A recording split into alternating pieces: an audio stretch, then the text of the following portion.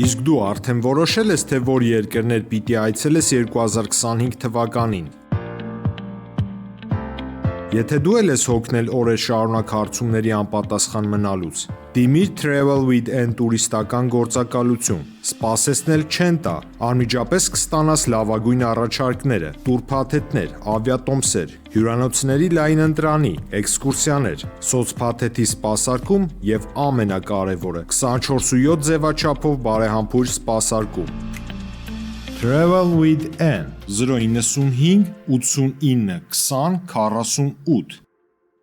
Բարև ձեզ հարգելի հետևորդներ, մենք շարունակում ենք կարևորագույն թեմաների քննարկումները, այս բան ես զրուցում եմ վերլուծաբան Էդվարդ Սարիբեկյանի հետ, շնորհակալ եմ։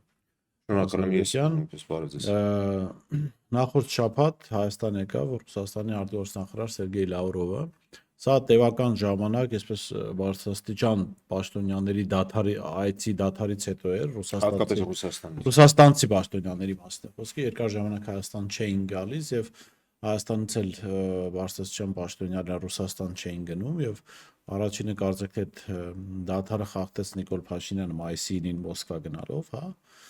Սկզբում հայտարարում էր, որ ինչ-որ փաստաթուղթ է ստորագրվելու Ռուսաստանի արտգործնախարարի հետ, հետո ստորագրված փաստաթուղթը ոչնչի մասն էր, անելիքների պլանն էր, տարեկան պլան էր, հա։ Անելիքների պլանն էր եւ հետաքրքիր հայտարարություններ հնչեցին, Լավրովը նաեւ Հայաստանում Արադ Միրզյանի ճակատին, այսպես ասած, այն ինչ որ իրենք արել են եւ Պրահայում Արցախի Ադրբեջանի մաս ճանաչել է եւ Ջերմուկի դեպքերի մասին առաջարկը աջակցության, որը փաստորեն Հայաստանի իշխանությունները այդ ձև չեն պատկերացրել, որ մերժել են, բանջներ են դրել, հա։ Ինչպես է գնահատում այդ, այս ինչի մասին էր, հա, ինչու էր եկել ընդհանրապես Լավրով, որտեվ այն ինչ որ պիտի ասուլիսին ասեր, կարող էր ինչ որ հարցազրույցի ժամանակ ասել։ Արժեր դրա համար Երևան գալ։ Հիմա բավական հեշտ է այդ այցի մասին ինչ որ բաներ ասել, որովհետեւ այո, Լավրովի այցը եթե չեմ սխալվում վերջին անգամ 3 տարի առաջ էր եղել ու այս այցը բավական խորհրդավոր էր ու բավական խորհրդավոր էր ներկայացվում մանավանդ Նիկոլ Փաշինյանի Մոսկվա գնալուց այդ մայիսի 1-ի տոնակատարությանը մասնակցելուց հետո կարողանում էին քարոզչական դաշտում իշխանությունները ներկայացնել, որ հեսա ինչ որ բեկումնային կամ այնտեղ չեմ իմանում աշխարհացունց բան է լինելու ու շատ վերլուծական շրջանակներում նաև կարծիք էր պատտվում, որ Հայաստանի իշխանությունները կարծես նորից աշխարհակաղակական դիրքավորում են փոխում կամ ինչ-որ կոռեկցիաներ են անում իրենց աշխարհակաղակական դիրքավորման մեջ, բայց նախ այո այն փաստաթուղթը, որ ստորագրվեց, ամենևին չի համապատասխանում այն իրավիճակին աշխարհակաղակական իրադրության, որ Հայաստանի շուրջ ձևավորվում է եւ եթե հայ ժողովուրդը, հայ հասարակությունը, աշխարհասփյուռ հայությունը որևիցե ակնկալիք ուներ, որ Լավրովի այցից հետո որոշակի բան կփոխվի, կարծես թե չարդարացան։ Եվ մի հանգամանք։ Ես երկար տարիներ լրագրությամբ եմ զբաղվում։ Երկար տարիներ եղել եմ այսպես դաշտային լրագրող, հա, ոչ թե խմբագիր կամ այնտեղ չգիտեմ պատասխանատու քարտուղար եւ այլն կամ տնօրեն, այլ ուղղակի միկրոֆոնը ձեռքից մասնակցել եմ լրագրողական աշխատանքի, կատարել եմ ու շատ երկար տարիներ լուսաբանել եմ նաեւ պաշտոնական հանդիպումներ, ասուլիսների եմ մասնակցել եւ այլն եւ այլն։ Շատ քիչ եմ հանդիպել, որ ասուլիսի մասնակցող երկու կողմերը, եթե հարցը ուղղված չէ երկուսին էլ, մեջ ընկնեն ու փորձեն մյուսի պատասխանը կոռեկցիա անել, ինչը արեց Արարատ Միրզոյանը։ Եվ մի դրվագում չէ, եթե չեմ սխալվում, երկու դրվագում արեց։ Այսինքն հարցը ուղղված էր Լավրովին կամ հարցը ուղղված էր երկուսին էլ Լավրովը պատասխանեց իր մասը, Արարատ Միրզոյանը նորից ինչ որ փորձեց ներկայացնել իր տեսակետը կամ կոռեկցիա անել, այսինքն պատասխանել, հա, լեզվի տակ չմնալ։ Մեր մոտ այդպես են ասում շանգավիթում։ Դա խոսում է նրա մասին, որ ամենևին էլ հայ-ռուսական հարաբերություններում չկա այն ջերմությունը, որ Լավրովը, ասենք, իր մուտքի կամ ողջույնի խոսքում այդ ասուլիսի ժամանակ իր մուտքի խոսքում ասում որ հա հայ-ռուսական հարաբերություններ, այնտեղ չգիտեմ առևտրաշրջանություն, եթե դուք նկատեցիք, սովորաբար այդպիսի ասուլիսների ժամանակ ներկայացնող կողմերը, օրինակ ասենք Լավրովը կամ Արարատ Միրզոյանը, իրենց բացման խոսքում կամ մուտքի խոսքում ասում են այն թեմաների մասին կամ այնպիսի հայտարարություններ, որ քննարկվել են։ Այս դեպքում Հիմնականում խոսվում էր առևտրաշրջանառության մասին, այս դեպքում խոսում էր ինչ-որ գերատեսչությունների մեջ ծրագրերի մասին, Ռուսաստանի օրերի, Հայաստանի օրերի եւ այլն, ռազմավարական ծրագրավորման, ռազմավարական պլանավորման, ռազմավարական կամ ռազմատեխնիկական համագործակցության մասին ամենևին կոնստրուկտիվ խոսակցություն չի եղել կամ խոսակցություն չի եղել ընդհանրապես կրկին ամենևին։ Ու եթե նկատեցիք, ընդամենը դրանից 2 թե 3 օր անց Ռուսաստանի դիվանագիտական ակադեմիայի ներկայացուցիչների հետ հանդիպման ժամանակ, այդպես դիվանագետների հետ մի հանդիպում էր Լավրովը, երբ որ նշում էր այն հարթակները կամ այն ինտեգրացիոն սխեմաները, որոնք կարող են օգնել Եվրասիական տարածաշրջանում որոշակի կայունություն կամ համագործակցության պլատֆորմ դառնալ, իմ համար շատ անսպասելի նշեց Խաղաղության խաչմերուկը, որ ընդամենը 2 օր առաջ քննարկել էր Հայաստանի Հանրապետության արտաքին գործերի նախարարի ու վարչապետի հետ, այսինքն կարելի է 2 եզրակացություն անել, կամ այն Խաղաղության խաչմերուկի այն ձևակերպումը, որ ներկայացվում է միջազգային հանրությանը մեր իշխանությունների կողմից, նրանց էլ մոլորության մեջ գցնում, որ նրանք դա հաշվի են առնում իրենց ապագա քաղաքական քայլերում կամ ստրատեգիական քայլերում, կամ կարողացել են համոզել, կամ ավելի ճիշտ ոչ թե կարողացել են համոզել, կարողացել են համոզել, որ պետք է դրա հետ հաշվի նստի նաև Ռուսաստանը։ Այլապես եղավ այն, ինչ մենք տեսանք Երևանյան երկխոսության այդ Սաբանթուի կամ Շաբաշի շրջանակներում։ Մենք դեռ կգանք Երևանյան երկխոսությանը։ Ես Լավրովի այցը այդ տեսանկյունից եմ դիտարկում ու ելնում եմ որպես ելման դրություն այդ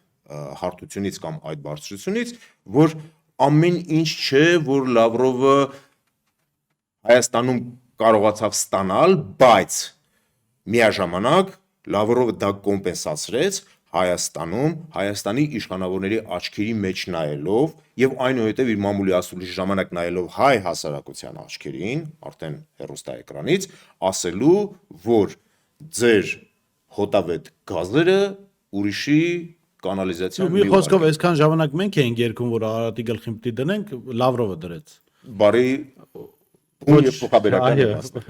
Արադ Միրզյանը նաև ինչ էր ասում, չէ, մենք Եվրամիություն չենք գնում, Հայաստանի իշխանությունները նման հայտ չեն ներկայացրել։ Օրենք են ընդունել Եվրամիություն գնալու։ Գիտեք, սա ես ոնց ընկալեցի, ես իմ ընկալումն ասեմ եւ լսեմ նաև ձեր մեկնաբանությունը, որ իրենք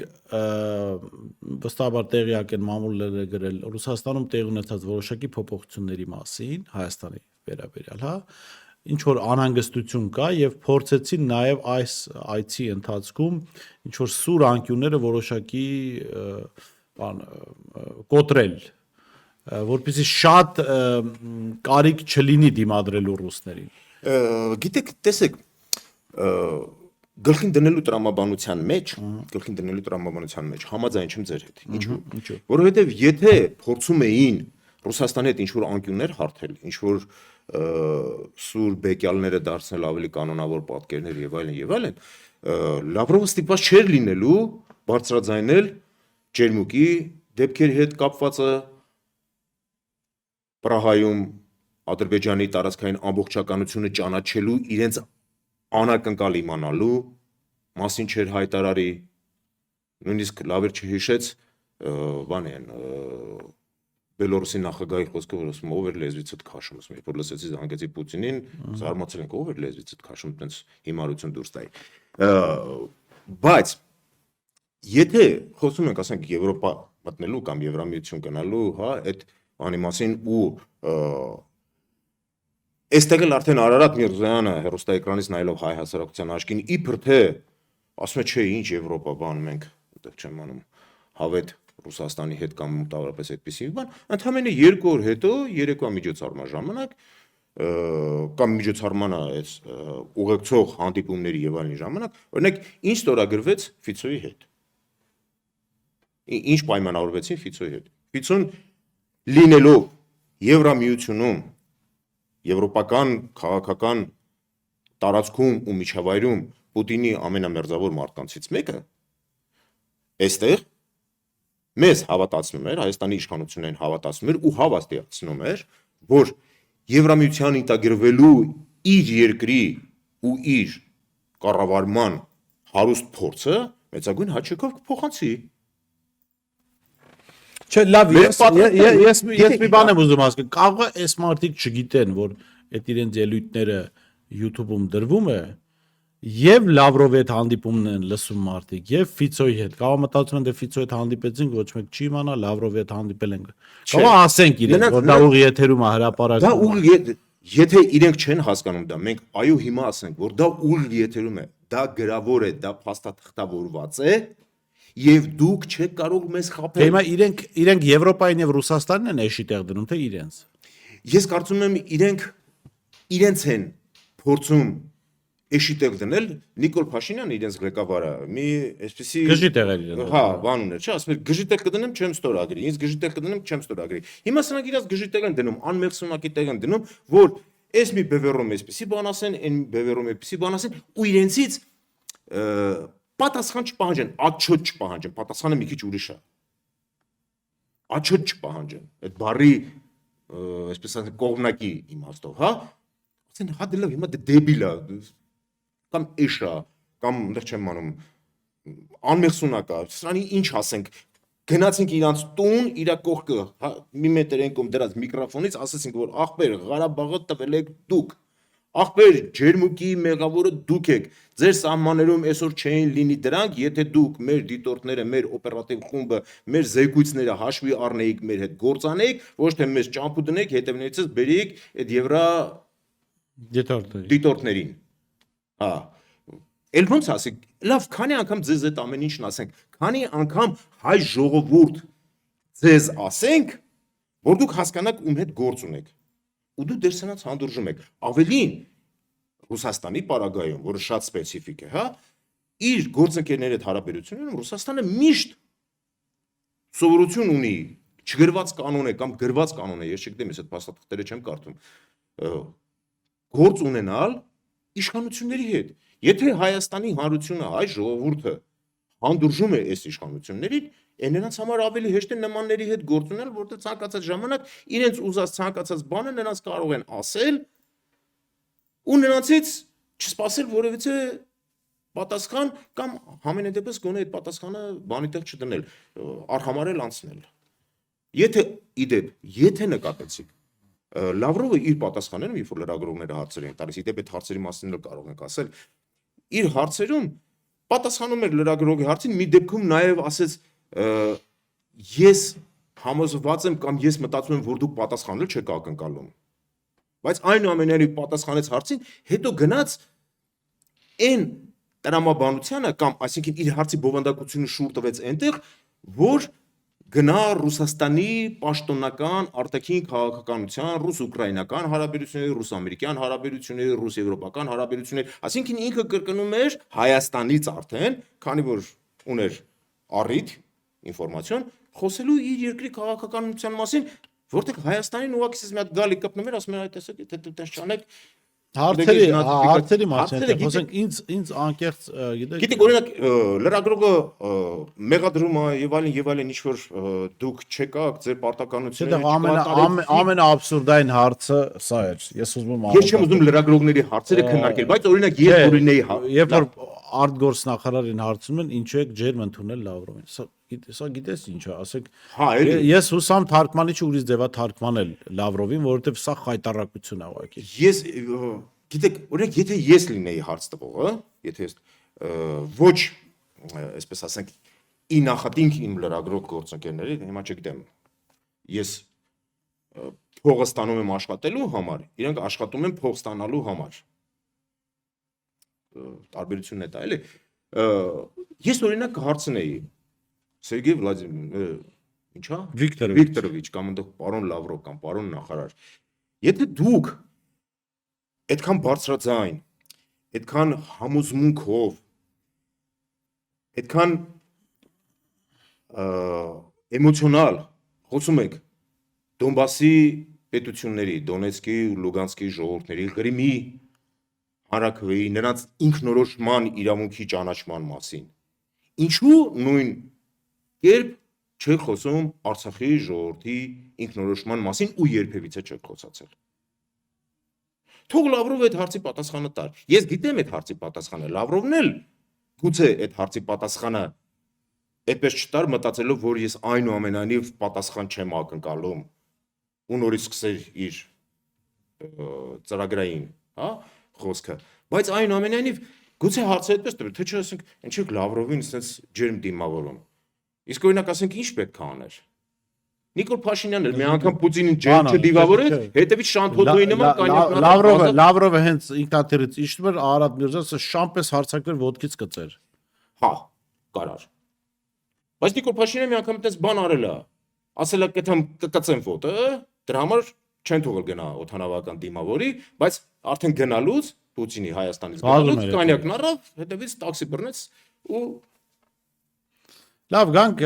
Երևանյան այդ դիալոգին, հա, որտեղ Նիկոլ Փաշինյանը ելույթ ունեցավ, ու Ադրբեջանի դրոշներ բարձրացել Երևանում Փաշինյանը, եւ ինչ ասաց, եթե խաղաղության պայմանագիրը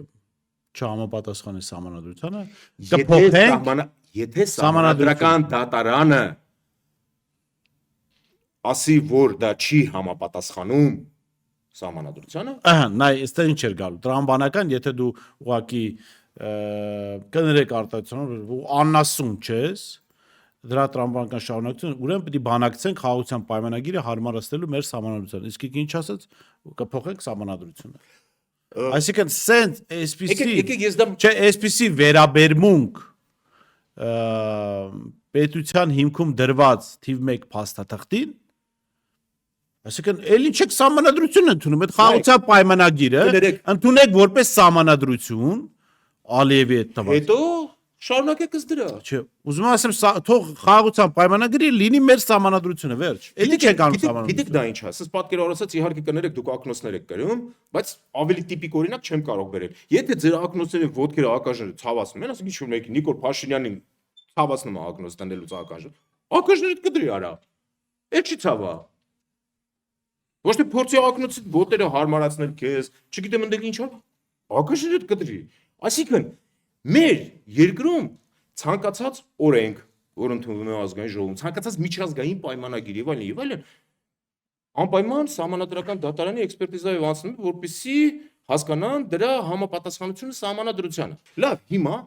հայ-ադրբեջանական հաշտության համաձայնագիր, պայմանագիր խաղաղության, չեմ անում, փաստաթուղթ եւ այլն, չի համապատասխանում ենթադրենք սահմանադրությանը, ու սահմանադրությունը փոխում է։ Բայց մնացած օրենքները, որ համապատասխանում են այդ փոխված սահմանադրությանը, ինչ են կանելու։ Է մնացած պայմանագրերը եւ այլն։ Էնպես որ սա նոնսենս է, բայց տեսեք խորամանկությունը որտեղ։ Չէ, այստեղ սա ինչ իրավիճակյա նման ներողություն։ Դու գնում ես ատելյե, հագուստ քեզ համար կարելու։ Կարում են մի քիչ նեղա, ասում են դες մսերից հետ մի քիչ կտրենք, ախպեր։ Դե տականջի ու ակնոցի պատմությունն է։ Մսերից հետ մի քիչ կտրենք։ Որ շորը հակից է տնի, ոչ թե հագուստը փոխենք։ Մեծացնենք, փոքրացնենք։ Իմիջայլոց, օրեք շալվարը կարճա, ոտը կկտրենք կհավասարենք։ Եթե խոսքը գնար, օրինակ, այնպիսի մի իրադարձության մասին, որ օրինակ Հայաստանի Հանրապետության սահմանադրությունը պետք է փոխվի, որովհետև մենք մեզանից անկախ միամիտ թռել ենք Մարս, գաղութացրել ենք այդ Մարսը, ու մեկ էլ խաբար ենք եկել, ոսը Վալոդիկը թռել է, այդ ամեն ինչ նարել է, ասում ախպեր նվիրում եմ ձեզ, մենք մեր սահմանադրություն, ախպեր փոխենք Մարսի նման մոլորակ ունենք։ Սահմանադրությունը ինչա, փոխենք տարածքները ընդունենք։ Հա, էլի ընդունենք ու թող մեկը գա մեզ բան ասի, Մարսից կտցնենք գլխին։ Ադրբեջանի հետ հաց ուտելուց, ադրբեջանցու հետ հաց ուտելուց, ադրբեջանցու հետ սուրճ խմելուց, ոնց որ արեց բանում, չէ, Բուխարեստում։ Ախպեր նույնիսկ այդ ժամանակ դու պետք է զգուշանաս, որովհետև նրա դրած ստորագրությունը, նրա ասած խոսքը, նրա կնքած պայմանագիրը այդ թղթի գինը չունի, որի վրա այդ պայմանագիրը, այդ ստորագրությունը դրվել է։ Դու ո՞նց ես դրա, որը կա այդ պայմանագիրը 5 րոպե հետո, 5 ժամ հետո, 5 օր հետո, 5 ամիս հետո կարա փոխվի, պատրվի, քծվի, խախտվի, ոտնահարվի, հեգնվի եւ այլն։ Դու դրա համար Հայաստանի Հանրապետության սահմանադրությունից փոխում, բայց տեսեք, խորամանկությունը այնուամենայնիվ ես ուզում եմ գալ դրան։ Ոչ թե ինքը ասում է մենք սահմանադրությունը կփոխենք, եթե դա չի համապատասխանում Հայաստանի սահմանադրությանը, նախ այստեղ հարց։ Այ հոգնած,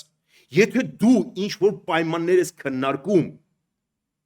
մի հատ սկզբից հարցրա մասնագետներին, տղերք, էս պայմանները, եթե ես դրեցի Ալիևի դեմ ու հանկարծ Ալիևի մի հրաշքով համաձայնվեց, դա համապատասխանում է մեր սահմանադրությանը։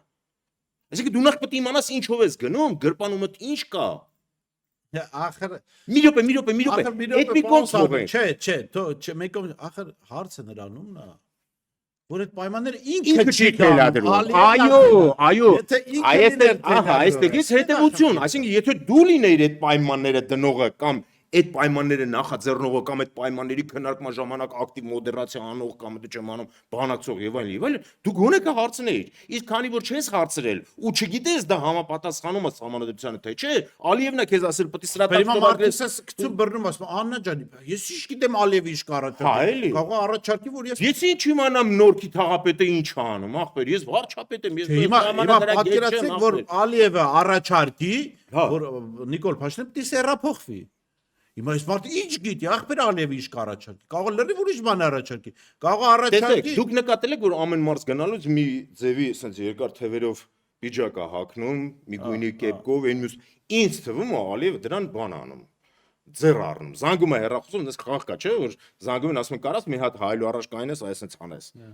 Էն էլ անում է, դե ինչ որ չելենջ կա, էլի։ Ալիևը չելենջ անում, ասում է կարաս այսօր խոսքի ասենք սերի պիջակ հագնես, որ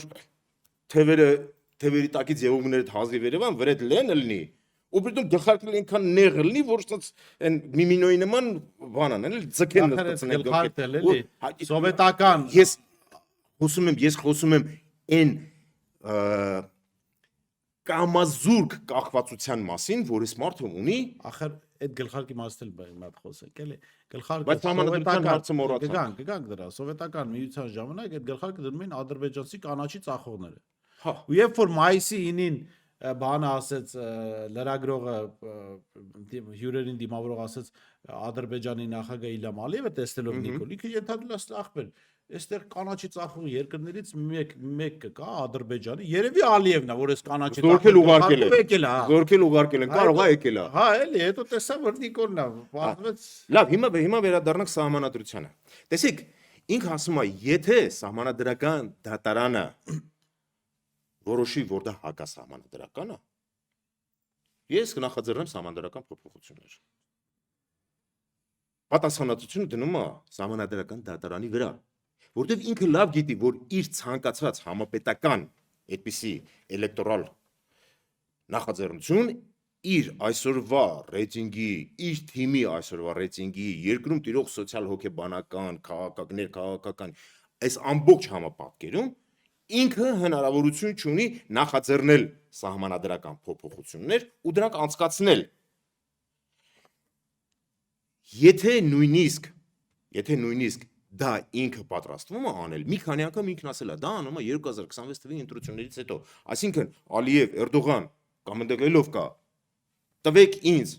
երաշխիք, որ ես մնամ վարչապետ, իմ իշխանությունը շարունակվի, այն ժամանակ հուբ կտամ կանեմ, հիմա այս վիճակում չեմ կարող, ծանր վիճակից դեմնել ընտրություններ կան, բայց, տեսեք, ասում եմ, եթե սահմանադրական դատարանը չճանաչի դրա սահմանադրականությունը, իսկ մենք վստահ ենք, որ Հայաստանի Հանրապետության սահմանադրական դատարանը կկայացնի այնպիսի որոշում, որի արդյունքում Նիկոլ Փաշինյանը ստիպված կլինի սահմանադրական փոփոխությունների գնալ։ Նայելով կազմը կասկածում է։ Հիմա, բայց մյուս կողմից, այնտեղ մարդիկ են, որոնք որքան էլ սպասարկում են Նիկոլ Փաշինյանին, այնտեղ մարդիկ են, որոնք հասկանում են, որ կներեք այդ եղածը գծվելու է իրաց գրպանը։ այս երկրում վերջի 1 ամսվա ընթացքում քանի մարդու անուն թվարկենք, որ լավ գիտեին, որ դա գծվելու է իրենց գրպանը ու այնուամենայնիվ գնացին այդպիսի քայլի։ Դե սպասենք տեսնենք։ Սպասենք տեսնենք։ Այսինքն ես նկատի ունեմ նաև այս ամեն ինչի վերլուծության արդյունքում, որ Նիկոլ Փաշինյանին ստիպում են արագ որոշում կայացնել։ Ստիպում են, եթե ինքը մինչ այդ կարողանում էր ինչ-որ պայման ծմր կտալ, որ չէ, թողեք դա 26-ից հետո, այդ սահմանադրության փոփոխությունը այնտեղ չգիտեմ խորհրդանիշներ եւ այլն արագածը մեր լեռնա եւ այլն այդ տրամաբանության մեջ հիմա ինքը բացում է Օբերտոնի պատուհանը առայն Հիմա որ Ալի Հյուշկուր Փաշազադեի հայտարարությամբ ստացվում է ապեր հələ արագացի մասին այդպես վստահ մի այդպես վստահ մի խոսա ու գիտես ում սարնա արելը դուք հələ բավարարեք այս կարմիր բլուրով Մենք եկեք հասկանանք դուք դեռ ինչ եք ձեր եկեղեցին ավտանք ներկայացնում հələ կարմիր բլուրներ չեն թողում ասում Ռիվան խանի բանն է անունով է այս քաղաքը բանը հանրապետության հրապարակն իր կողքերով Նիկոլ մի խոսքով կգնաս այդտեղ դες ինչ ես անում ներկարարներ կբերես այդ պատի արագածը կջնջես տնաշեն ինչ գիտես ում դա բա որ պարզվեց իրանցն է անշար սար ինչ որ ինչ լավ մի սար ասա խորհուրդ ենք հատիսը Կարն ու կողմը կարմիր սարը կա մեր գյուղից էլ շատ լավ է այրում այդ կնկարես կամ մատ ճշտի հատիսը այնտեղ հեսա Հյուսիսի արձանակ տնել Էդ է արդեն Ծառուկյանն է Դե գոնե դրա համար կռիվ տվող կլինի կարծում եմ Անշար սար է պետք սիրելի քաղաքացիներ Դիում ենք ձեզ Նիկոլ Փաշինյանի խնդրանքով, եթե ունեք անշար սարի անուն պատկերման, ասեք այդ կառավարություն մի խոսքով այդ արագացնել պարզվեց խնդրեմա, արդեն տեսեք մենք խնդիրները առաջացնում մարդիկ կարծեն թե մենք խնդիրն անլրջացնում ենք Չէ, չենք անլրջացնում իրականում ես այդ բանը Ադրբեջանի այդ հոգևոր վարչության պետի խոսքը որ լսեցի դա ինքը կրոնական գործիչ չէ պետական պետական այո պետական մարդ է այդ հայտարարություն լսեցի ասում Նիկոլ ջան արագածը վստահ մի նկարի մենակ այդ հայտարարությունները չեն տեսեք էլ ռևանշիստ էլ ֆաշիստ իրանք հայրենական պատերազմի ես ուզում եմ ասել Նիկոլ ջան մի բանկավոր հաստատ քո Աննա Հակոբյանն կնկարես պատին են բացված իրանք զաքսով թղթով փսակված հա բայց Պապու մասին տեղեկությունները ոնց որ թե սկսում են հստակվել։ Որ դավաճանը։ Հա, տեսնենք էլի մի հատ էլ համբերենք, որովհետև բանա էլի ֆաշիստ, այնտեղ չեմ անում ռևանշիստ եւ այլն էս ամեն Խոսքով լավ, եկանք նրան ես գտա լուծումը։ Սարենք սարքում։ Չէ, այն Lexus-ը որ $150,000, այդ հաստատ Նիկոլինն է։ Lexus-ը կնկարես պատին։ Լավ առաջ։ Լավ է։ Ու հաստատ ոչ մեկ Չէ, բայց Lexus-ը հեղինական իրավունքի խնդիր կարա տալ։ Խնդրենք ճապոնացիներին։ Այն մնացածն էլ Lexus-ին կտանք։ Խնդրենք, կտան։ Շնորհակալ եմ։ Էդուարդ հետաքրիր քննարկման համար։ Այո, պետք է նաև ցույց տալ ծաղրելով այս իրանց վարկագիծը ցույց տալ հասարակությանը, թե մենք աշխարհի աչքերում ինչքան ծիծաղելի ենք, որովհետև մենք մեր վրա ենք այն ինչ որ մենք հիմա ծաղրում ենք, աշխարհում այդպես վերաբերվում են մեզ։ Իհարկե, դեռ ավելին, մենք հələ բան չենք անում, չէ, քֆուր չենք տալիս, չէ։ Այո։ Օրինակ, եթե ես ձեր եթերում ասեի սուկա, դուք ձեր եթերը կփակեիք։ Նայածում եք ասում։ Հա։ Իսկ ասած չի փակի։ Շնորհակալ եմ։ Տեսություն կհանդիպենք։